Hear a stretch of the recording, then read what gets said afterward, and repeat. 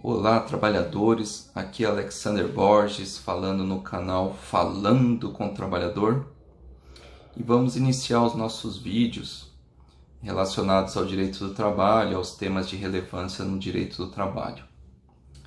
Eu vou fazer uma série de vídeos agora falando sobre adicionais. Adicional de periculosidade, insalubridade, adicional por tempo de serviço, adicional de transferência e assim por diante. Eu iniciarei aqui com o adicional de periculosidade. Eu sou advogado há 18 anos e uma vez me chamou a atenção um trabalhador que me perguntou se quem trabalha pendurado num prédio, pintando a fachada do prédio, se ele teria direito ao adicional de periculosidade, que é aquele adicional de 30% do salário. Eu disse para ele que não. Ele ficou assustado. Como não, doutor? É perigoso o trabalho. Tudo bem, mas para você ter direito ao adicional, ele tem que estar previsto na lei ou ele tem que estar previsto na norma coletiva do sindicato, né? No caso, o artigo 193 da CLT, ele diz o seguinte: quem tem direito à periculosidade é quem trabalha com explosivos, quem trabalha com inflamáveis, quem trabalha com eletricidade, quem trabalha com produtos radioativos, né? E mais recentemente,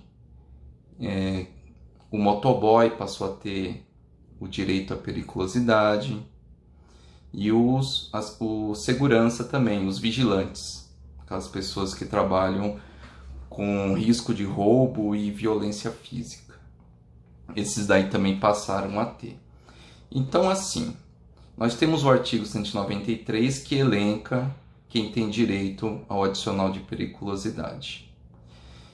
E nós temos também a NR16, que é a norma regulamentadora 16 do Ministério do Trabalho e Emprego. E essa NR16, ela regulamenta essas atividades ditas perigosas.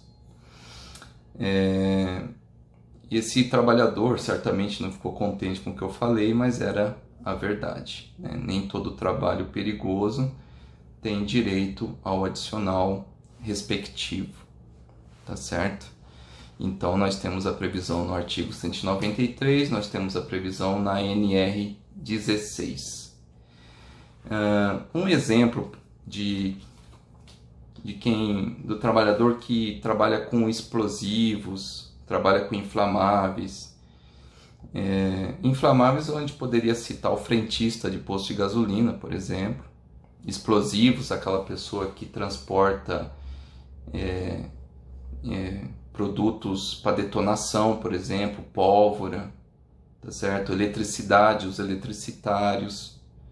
Radiações, aquela pessoa que trabalha com operador de raio-x, tá?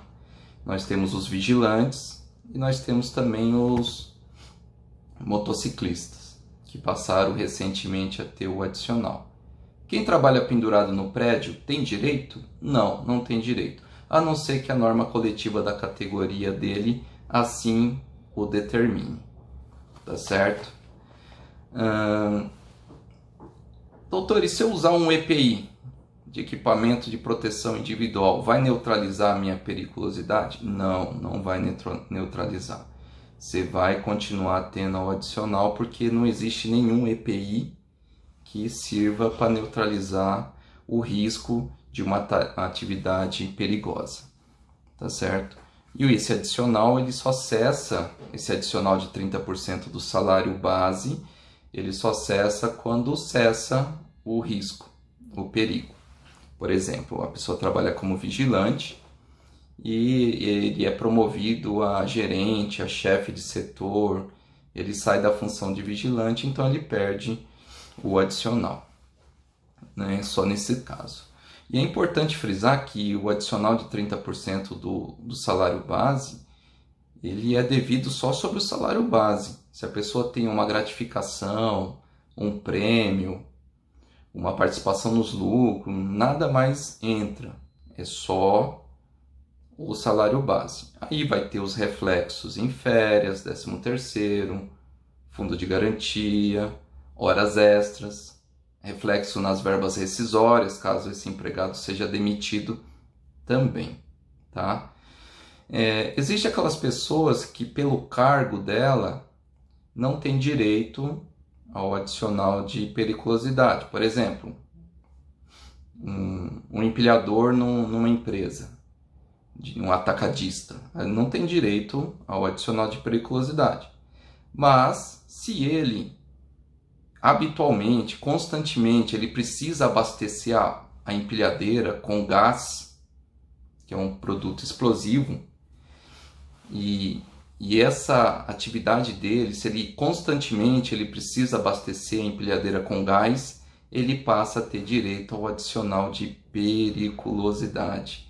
E se a empresa não pagar, esse trabalhador poderá acionar a empresa na justiça, tá certo?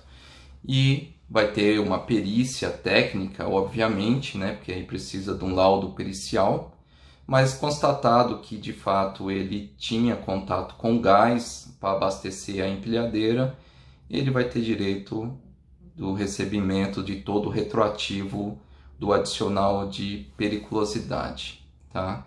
Mas é importante que esse contato ele seja permanente ou intermitente, tá? Se for raramente ele tem contato, sabe, eventualmente, muito raramente, aí não caracteriza, né?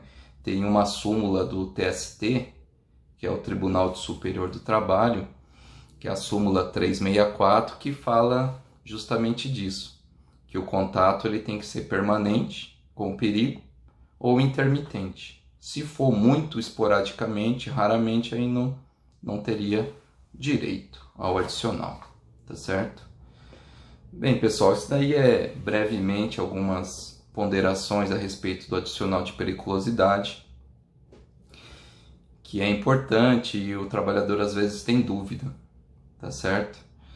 E é isso, nós vamos continuar a série de vídeos, nós vamos falar dos demais adicionais e vamos continuar aí esclarecendo eventuais dúvidas. Então não esqueçam, quem trabalha pendurado no prédio não tem direito ao adicional de periculosidade, salvo se a convenção coletiva da categoria dele assim o determinar. Tá ok, pessoal? Forte abraço, fiquem com Deus e até o nosso próximo vídeo. Até mais!